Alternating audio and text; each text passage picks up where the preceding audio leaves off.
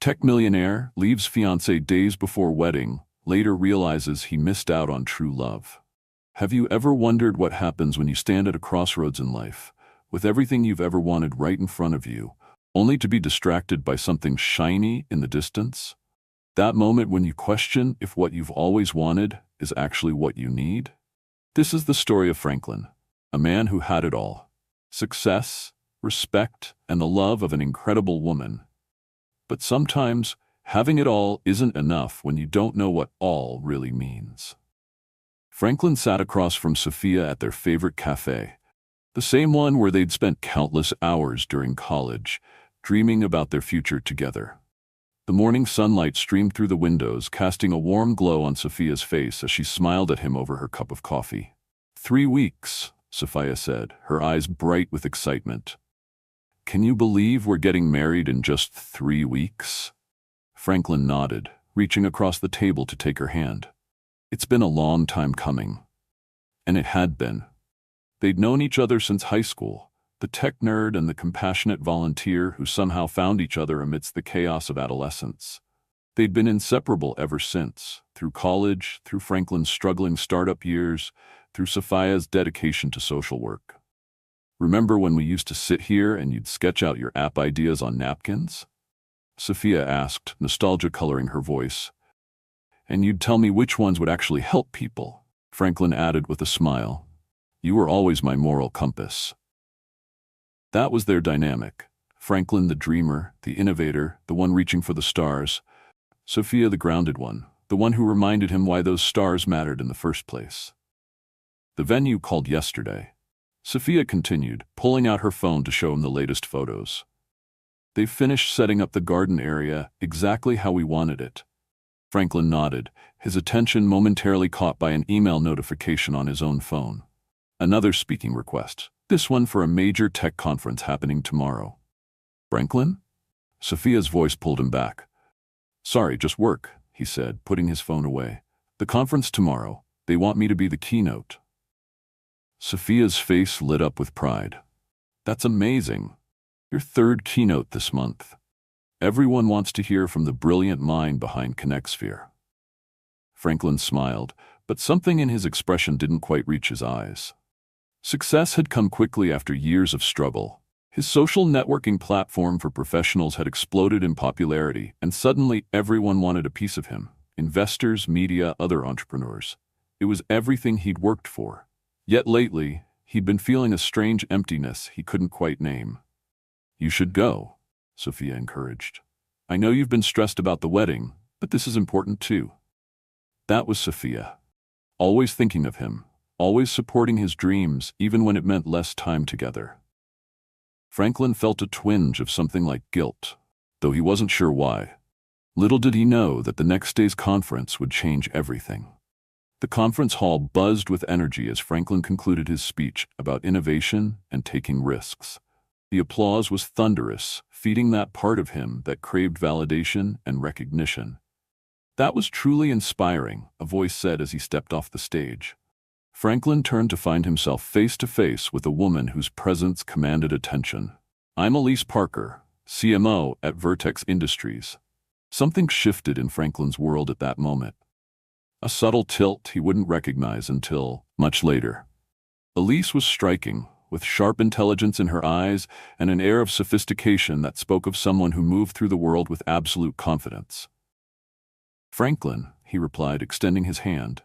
Franklin Davis. Oh, I know exactly who you are, Elise said with a smile that held something more than professional interest. Everyone does. Your work with ConnectSphere is revolutionizing how professionals network. I'd love to discuss potential collaborations between our companies. As they exchanged business cards, their fingers brushed briefly, and Franklin felt an unexpected jolt of electricity. Something about Elise's presence made him stand taller, made him acutely aware of himself in a way he hadn't been in years.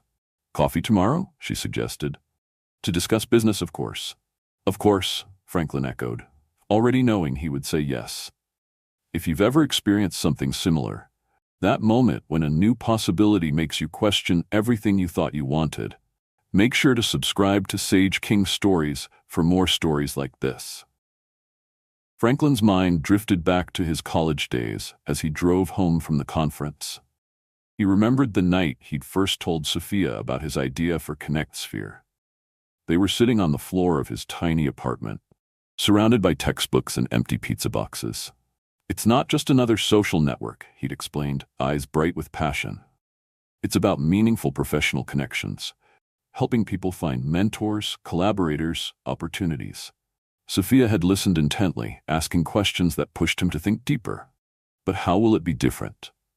How will it actually help people who don't already have advantages? That was what had always set Sophia apart. She never just nodded and smiled. She challenged him to consider the human impact of his work. When investors had later pushed him to monetize user data more aggressively, it was Sophia's voice in his head that made him find a more ethical approach. During the 3 years when ConnectSphere was struggling to gain traction, Sophia had supported them both on her social worker's salary. She'd never complained, even when they had to move to a smaller apartment, even when they couldn't afford vacations or nice restaurants. "I believe in you," she'd told him on the night he'd nearly given up. "But more importantly, I believe in what you're trying to build. The world needs this, Franklin." Her faith had sustained him through the darkest times, and when success finally came, she'd celebrated his victories as if they were her own, never once mentioning the sacrifices she'd made along the way. Franklin pulled into their driveway, the weight of these memories pressing on his chest. Why was he suddenly dwelling on the past? Why did he feel this strange restlessness when everything was finally falling into place?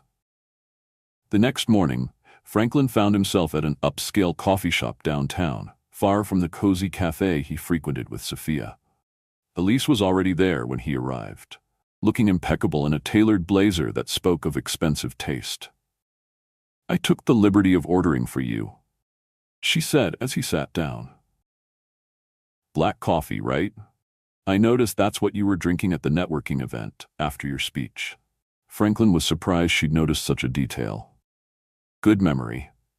I make it my business to pay attention," Elise replied with a smile that suggested she'd been paying attention to more than just his coffee preference. As they discussed potential collaborations between their companies, Franklin found himself drawn to the way Elise spoke about success and influence. There was no hesitation in her ambition, no apology for wanting to be at the top. "Your platform has potential beyond what you've tapped into," she said, leaning forward slightly. "You're thinking too small, Franklin. With the right partnerships, ConnectSphere could be global within a year." "Global expansion is in the 5-year plan," Franklin replied. "5 years?" Elise laughed, the sound both melodic and slightly dismissive. "In tech, 5 years might as well be a lifetime. You need to move faster, be bolder." There was something intoxicating about her certainty, about the future she painted, where his name would be mentioned alongside tech giants. It was a vision that appealed to a part of Franklin he didn't often acknowledge, the part that craved recognition and status. "Someone with your talent shouldn't be playing it safe," she continued, her eyes holding his. "You could be so much more." As their meeting extended well beyond the scheduled hour, Franklin found himself sharing ideas he hadn't even told Sophia about. Elise understood the language of ambition in a way that felt refreshingly direct. When they finally parted ways, Elise's hand lingered on his arm. "We should continue this conversation. I have tickets to the Tech Awards Gala next week. My +1 just canceled." Franklin hesitated only briefly before accepting. It was just business networking after all. Nothing more. Across town, Sophia moved through the community center where she worked, her mind on the family she was helping, rather than her upcoming wedding. The center served as a lifeline for struggling families, providing resources, counseling, and a sense of community. "Miss Sophia, look what I made." 7-year-old Lily held up a colorful drawing. "That's beautiful, Lily." Sophia knelt down to the child's level. "Is that your family?" "And you too." Lily pointed to a figure standing beside her family. "Because you helped my mom find a job and a new apartment." These were the moments that fueled Sophia, seeing tangible evidence that her work mattered, that she was making a difference in people's lives. While Franklin's success was measured in user numbers and market valuation, Sophia's came in smaller, more personal victories. She's quite attached to you, observed an older man who volunteered at the center several days a week. He'd been watching Sophia's interaction with the child. These kids are resilient, Sophia replied. They just need someone to believe in them. Much like the rest of us, the man said with a knowing smile. Your fiancé is a fortunate man to have found someone who understands that so well. Sophia smiled, though a shadow of concern crossed her face. Franklin's been so busy lately.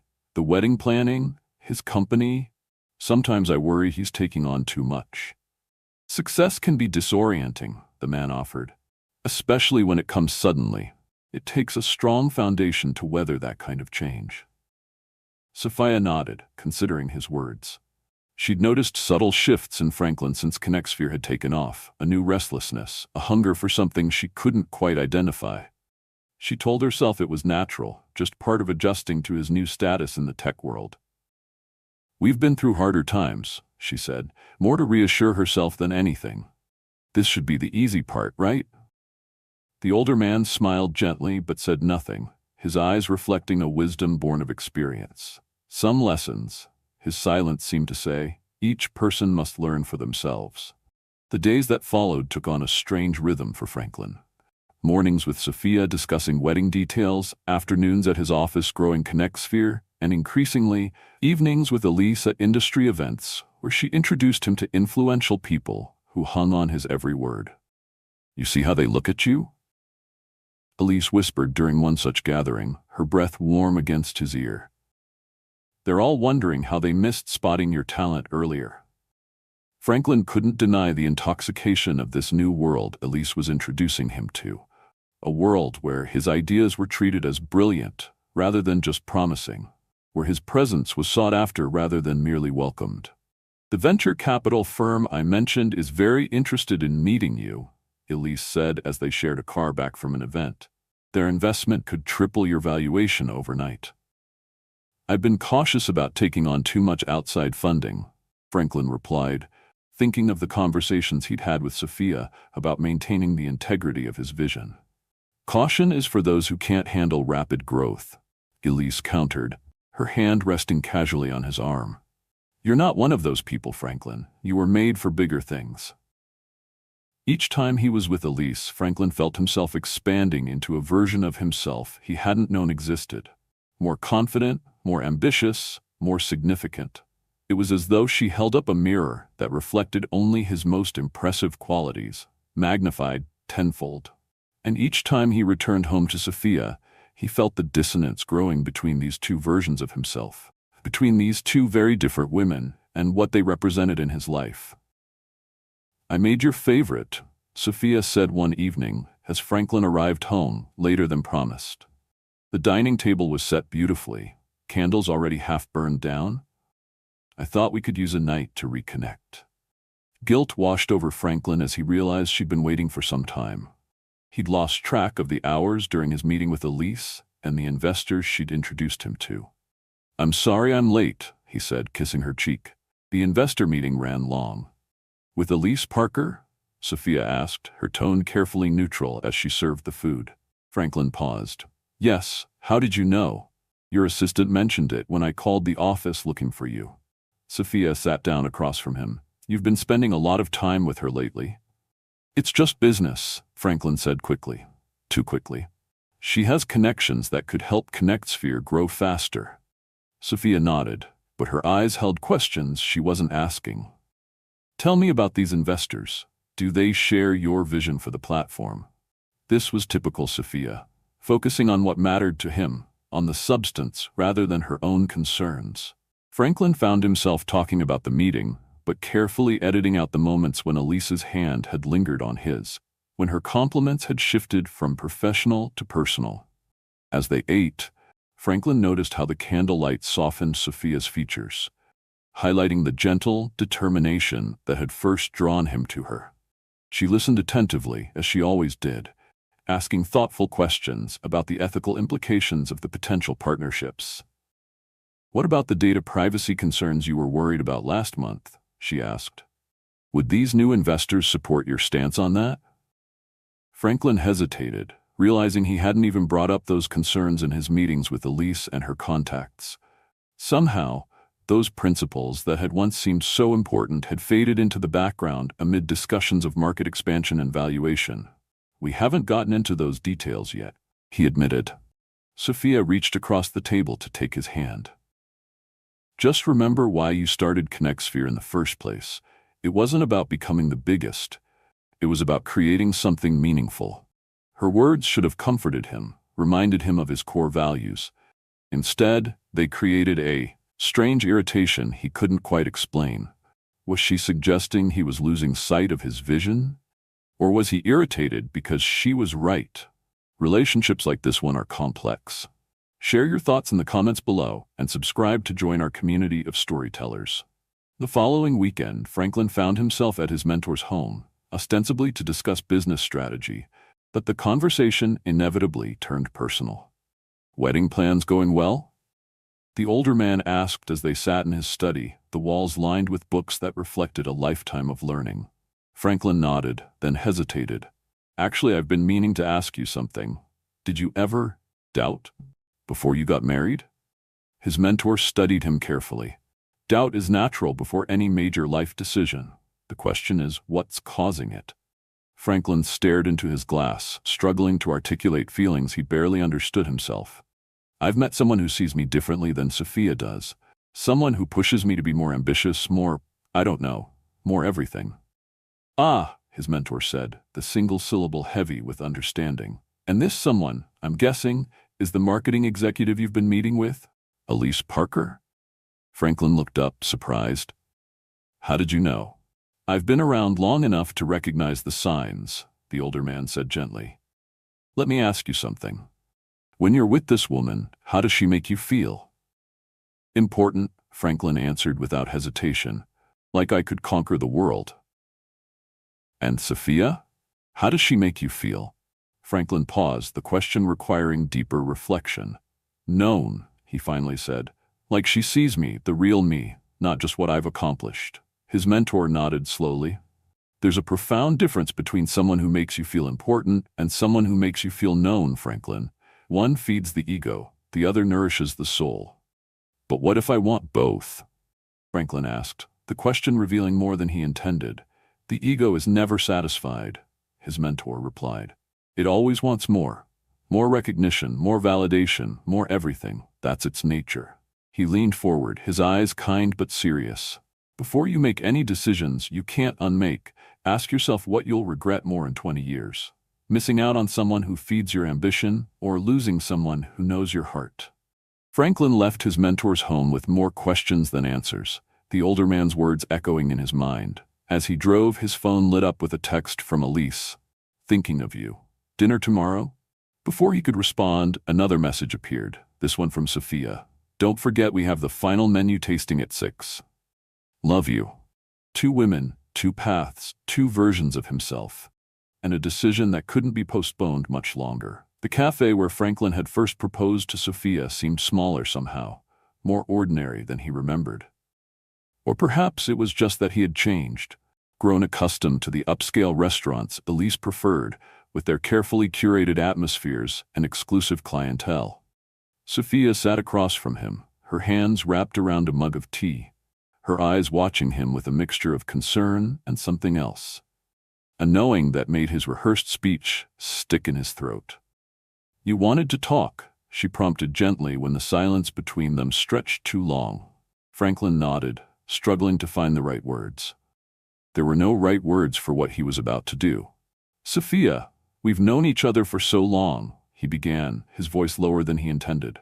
"You've been there through everything, the struggles, the late nights coding, the rejections from investors. And now the success," she added with a small smile. "I always knew you could do it, Franklin." Her unwavering belief in him, once his greatest comfort, now felt like an accusation. Had he ever deserved such faith? "That's part of what I need to talk about," he continued, unable to meet her eyes. "These past few weeks, I've been doing a lot of thinking about us, about the wedding, about everything."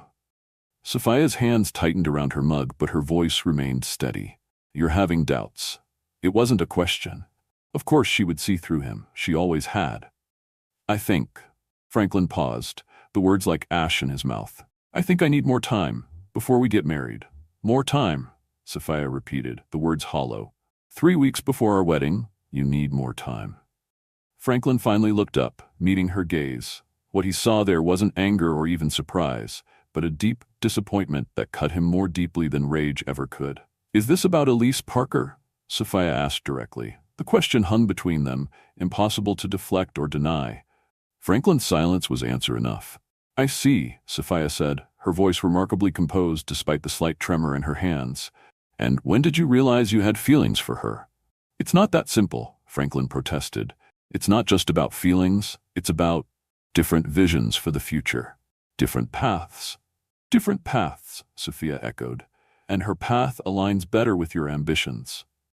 Put so plainly, it sounded shallow, materialistic. But wasn't there more to it than that?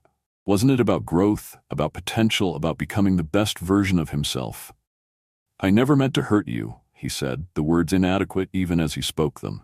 Few people do, Sophia replied, a sad wisdom in her voice. But intentions don't change outcomes, Franklin. Later that evening, Franklin sat in Elise's sleek downtown apartment, surrounded by modern art and floor-to-ceiling windows that showcased the city lights. He'd just finished telling her about his conversation with Sophia. You did the right thing, Elise said, handing him a glass of expensive scotch. It would have been cruel to go through with a wedding when your heart wasn't fully in it. Franklin took the drink, wondering why her validation didn't bring the relief he'd expected. She took it better than I deserved. That's because she knew it was coming, Elise said, settling beside him on the leather sofa. Women always know. The question is, what happens now? There was an expectancy in her tone that Franklin couldn't miss. He'd ended things with Sophia, and now Elise was waiting for him to declare his intentions toward her. I need some time, he said, echoing the words he'd used with Sophia just hours earlier. This is all happening so fast. A flicker of annoyance crossed Elise's face before she smoothed it away with a practiced smile. Of course. I understand completely. But her body language told a different story, as she shifted slightly away from him. Though I have to admit, I'm surprised. You've always struck me as someone who knows exactly what he wants and goes after it decisively. The subtle challenge in her words wasn't lost on Franklin. It was the same technique she used in business, appealing to his self-image, pushing him to prove himself. I do know what I want, he said more firmly than he felt. I want to explore what's between us without the complications of my past relationship hanging over us. This seemed to satisfy her. Elise moved closer again, her perfume enveloping him as she took his hand. I think we could be extraordinary together, Franklin. Your vision and my connections. We could build something legendary. As she spoke of their potential future, Franklin noticed how her plan centered on achievement, on status, on what they could acquire together. There was no mention of the quieter moments that make up a life. The Sunday mornings reading the paper, the inside jokes, the comfort of being fully known and accepted. But perhaps that was just her style, her way of expressing excitement about possibilities. And wasn't that what had drawn him to her in the first place? Her ambition, her focus on the future rather than the present? To new beginnings, Elise said, raising her glass to his. Franklin clinked his glass against hers, ignoring the hollow feeling in his chest. To new beginnings. The news spread quickly through their social circle. Franklin had broken off his engagement to Sophia just weeks before the wedding. Some expressed shock, others whispered that they'd seen it coming. Especially after Franklin had been spotted at several events with Elise Parker. Franklin tried to ignore the gossip, the sympathetic or judgmental glances, focusing instead on the future he was building. With Elise by his side, doors opened that he hadn't even known existed. Influential investors, exclusive industry gatherings, profiles in business magazines, his professional star was rising faster than ever. Yet in quiet moments, doubts crept in. He found himself thinking of Sophia, wondering how she was coping, if she hated him, if she was all right. He'd tried to call once, but had hung up before the call connected, unsure of what he would even say. It was during one such moment of reflection that his phone rang, Sophia's name appearing on the screen.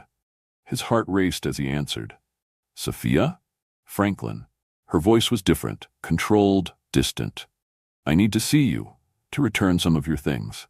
You could have them sent, he said, confused by the request. There are some items I'd prefer to hand over in person. Can you meet me at the cafe tomorrow at noon? He agreed, curiosity and a strange hope mingling in his chest. Perhaps she wanted to talk, to understand his decision better. Perhaps some part of her still cared. The following day, Franklin arrived at their cafe early, choosing the same table where he'd proposed to her years ago.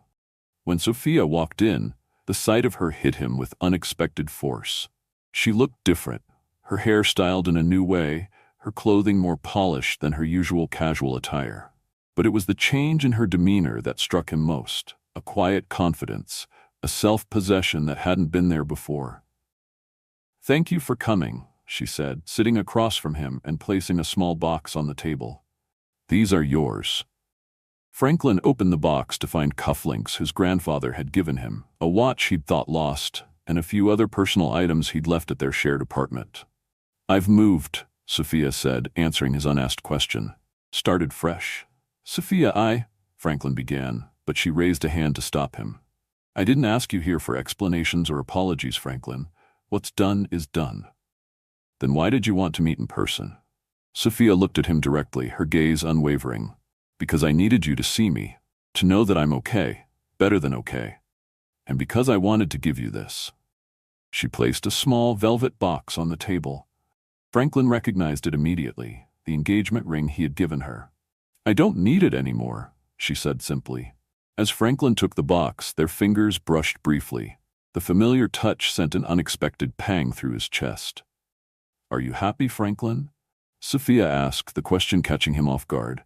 "I'm building something important," he answered, avoiding the actual question. Sophia nodded, a sad smile touching her lips. "That's not what I asked." Before he could formulate a response, she stood. "I should go. I wish you well, truly." As she turned to leave, Franklin felt a sudden desperation. "Sophia, wait. Are you seeing anyone?"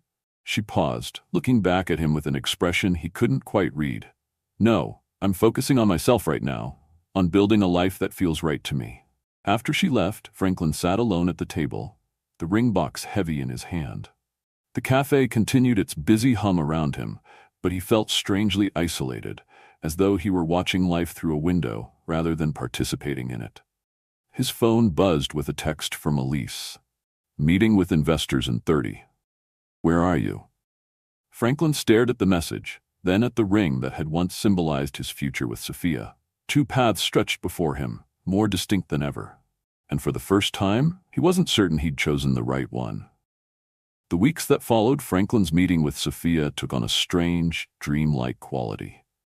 Outwardly, his life with Elise was everything he'd thought he wanted. Glamorous events, powerful connections, rapid business growth. ConnectSphere was expanding globally ahead of schedule, just as Elise had predicted. Yet something had shifted inside him since seeing Sophia. Questions he'd pushed aside began to surface with increasing frequency. Was this new life truly fulfilling him, or just distracting him? Was he building something meaningful, or merely impressive? These questions became harder to ignore as he observed Elise more closely. The traits that had initially attracted him, her ambition, her confidence, her social savvy, began to reveal their shadows. At a charity gala, Franklin watched as Elise charmed the founder of a major tech company, her laughter and attention making him feel like the most important person in the room. Minutes later, when approached by someone she deemed less valuable to their networking goals, her demeanor cooled noticeably, her responses becoming clipped and dismissive. "Did you see who just arrived?" she whispered to Franklin later, nodding toward the entrance. "The CEO of Meridian Ventures. We need to speak with him before the end of the night." "I was hoping we might leave early," Franklin said. "I have an early meeting tomorrow about the new privacy features." Elise's expression hardened slightly. "Privacy features? Franklin, we've discussed this. That's not where the growth potential is. We should be focusing on the data analytics partnerships." "It's important to me," Franklin insisted. "It's part of what makes ConnectSphere different from other platforms." "Different doesn't always mean better," Elise countered.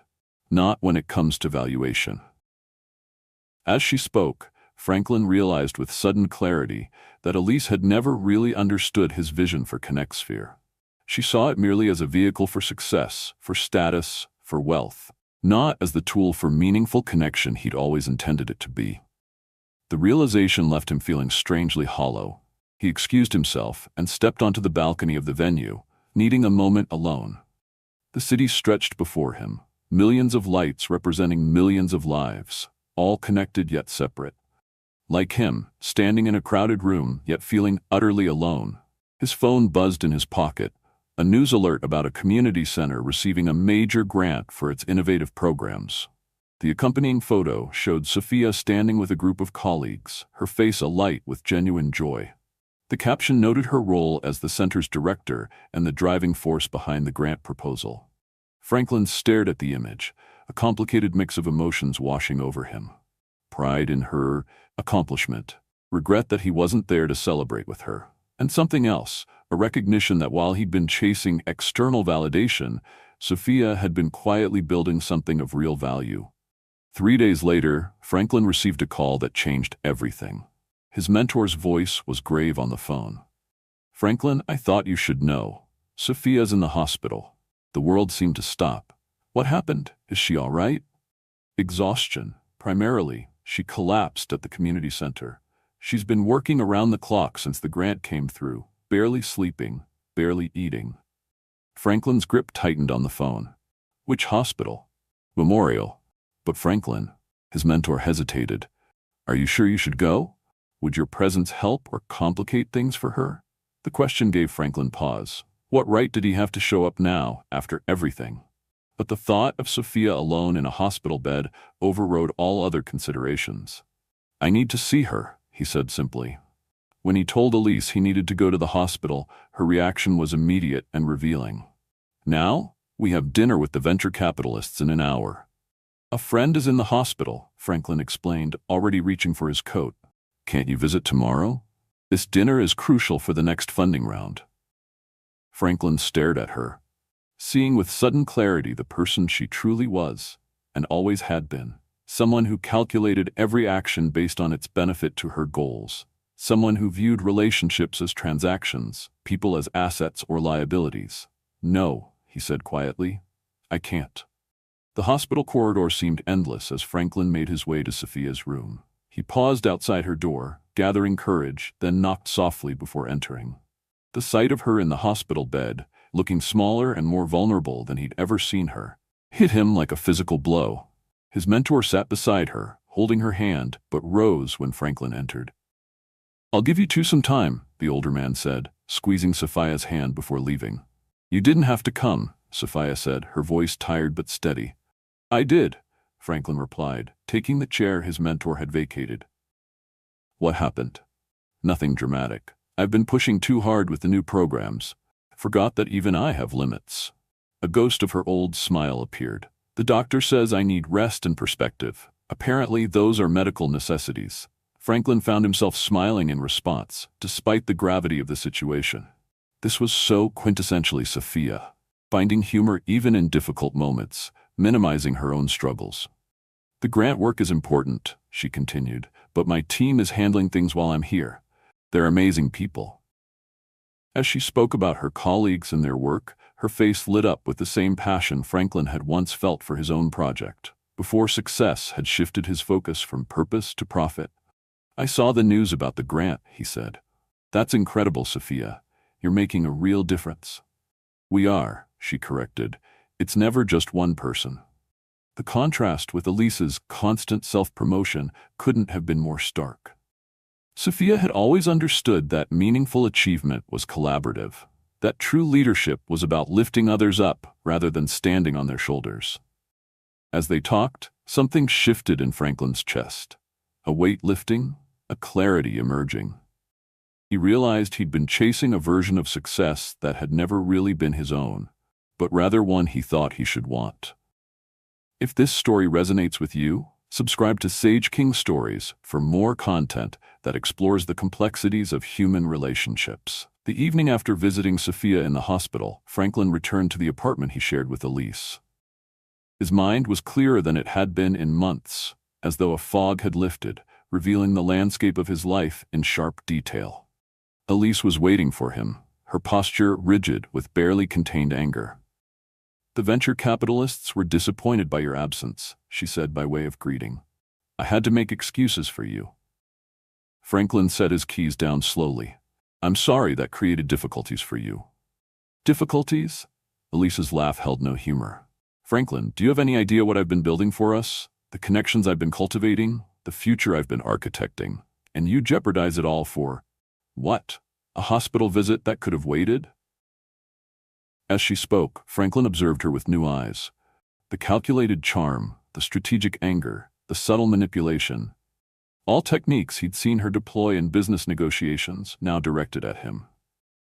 "It was Sophia, wasn't it?" Elise continued, her voice hardening. "Your ex-fiancée ends up in the hospital, and suddenly nothing else matters. After everything I've done to help you move forward, you're still looking backward." "This isn't about looking backward or forward," Franklin said quietly. "It's about recognizing what truly matters." "And I don't matter?" Elise demanded. "Our future doesn't matter." "That's not what I said." "Then what are you saying, Franklin? Because from where I'm standing, it looks like you're throwing away everything we've built together over some misplaced guilt." Franklin took a deep breath. "What have we built together, Elise? Really? We've attended parties. We've made business connections. We've strategized about market expansion and valuation. But what have we actually created that has meaning beyond status and profit?" Elise stared at him as though he'd started speaking a foreign language. "That's what success looks like, Franklin. That's what you wanted when we met, to take ConnectSphere to the next level, to be recognized as a major player in the industry." "No," Franklin shook his head. "That's what you assumed I wanted. What you wanted for me. But it was never about that, not really." "Then what was it about?"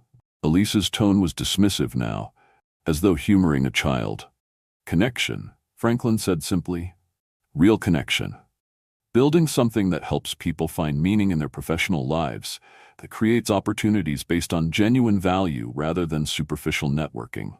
That was the original vision, before I got distracted by the trappings of success." Elisa's expression shifted from confusion to something like pity. "This is about Sophia. She's always been in your head, hasn't she? Filling it with idealistic nonsense about meaning and purpose." "This isn't about Sophia," Franklin insisted, though he knew it wasn't entirely true. "This is about me remembering who I am and what I actually value." "And what about what I value?" Elise countered. "Did you ever consider that?" The question gave Franklin pause. Had he really seen Elise any more clearly than she'd seen him? Had he been projecting his own ambitions onto her just as she had onto him? "What do you value, Elise?" he asked, genuinely curious. "Beyond success and status, what matters to you?" The question seemed to catch her off guard. For a moment, something vulnerable flickered across her face, so briefly Franklin almost missed it. Then her expression hardened again. "I value achievement, excellence, being the best at what I do. And I thought you did too." "I do," Franklin acknowledged, "but not at the expense of everything else. Not at the expense of creating something meaningful, something that actually helps people." Elise studied him for a long moment, then shook her head.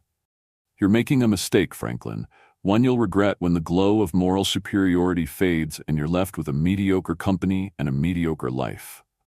Her words were meant to wound, to make him doubt himself. A month ago, they might have. Now, they only confirmed what he already knew, that their values were fundamentally misaligned, perhaps had been from the start. "I'm sorry, Elise," he said quietly, "but I think we both know this isn't working." The following morning, Franklin found himself once again in his mentor's study, the early sunlight streaming through the windows, illuminating dust motes that danced in the air like thoughts seeking form. "So you've ended things with Elise," his mentor observed, pouring them both coffee from an old ceramic pot. Franklin nodded, accepting the cup. "It wasn't right. For either of us, really." "And now?" the older man asked, settling into his worn leather chair.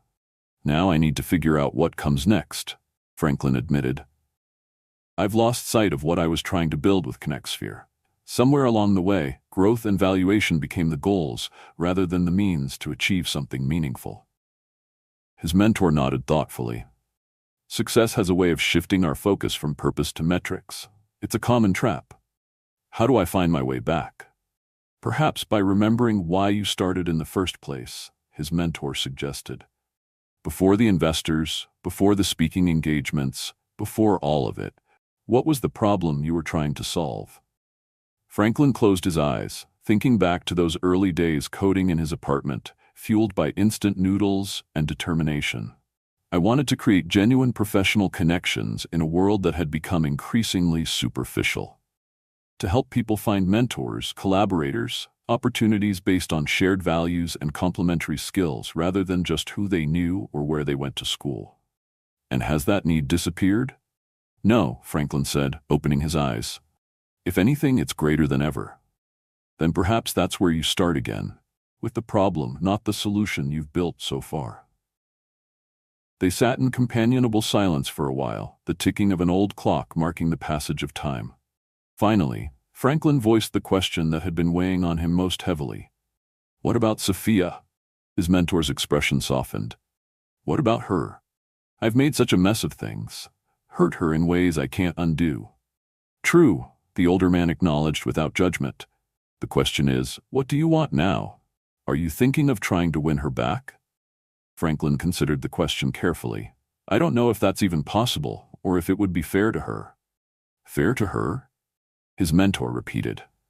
That's an interesting consideration. Not what would make you happy, but what would be fair to her.